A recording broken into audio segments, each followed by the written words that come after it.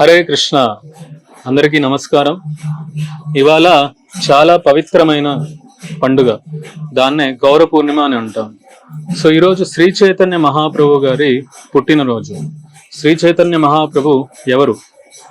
శ్రీకృష్ణ భగవానుని యొక్క గుప్త అవతారం, అంటే ఒక సీక్రెట్ అవతారం. ఇది కలియుగంలో 539 సంవత్సరాల క్రితం మాయాపూర్ అనే ఒక గ్రామం, కలకత్తా, వెస్ట్ బెంగాల్, అక్కడ ఆయన జన్మించారు. చైతన్య మహాప్రభు యొక్క ముఖ్య అవతారం యొక్క ముఖ్య ఉద్దేశం ఏంటంటే కలియుగంలో భగవన్నామ హరినామ సంకీర్తన ప్రచారం చేయడానికి. అందుకే నమో మహావదన్యాయ కృష్ణ ప్రేమ ప్రదాయతే కృష్ణాయ కృష్ణ చైతన్య నామినే గౌరత్విసే నమః. శ్రీ చైతన్య మహాప్రభు నమో మహావదన్యాయ అంటే మోస్ట్ మెర్సిఫుల్, అత్యంత కరుణామయుడు. భగవంతుని హృదయం ఎప్పుడూ కరుణతో ఉంటుంది, కానీ చైతన్య మహాప్రభు అవతారం అత్యంత కరుణామయం.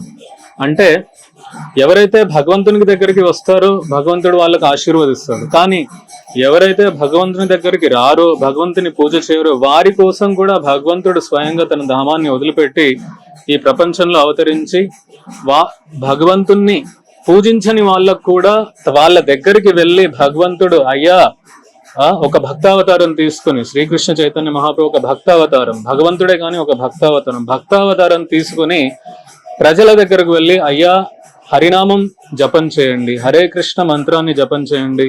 కలియుగంలో మనకు వేదంలో చెప్పినటువంటి అనేక రకాల వ్రతాలు కానీ, హోమాలు కానీ, యజ్ఞాలు కానీ, తపస్సులు కానీ చేయడానికి మనము ఆ అర్హత లేదు, ఆ శక్తి లేదు, ఆ ఓపిక లేదు, ఆ యొక్క ఇంటెలిజెన్స్, ఆ బుద్ధి లేదు. కాబట్టి కలియుగంలో కేవలం హరినామ సంకీర్తన చేయడం ద్వారా మనకు వైకుంఠం లభిస్తుంది అని భగవంతుడే స్వయంగా భక్తునిలాగా అవతరించి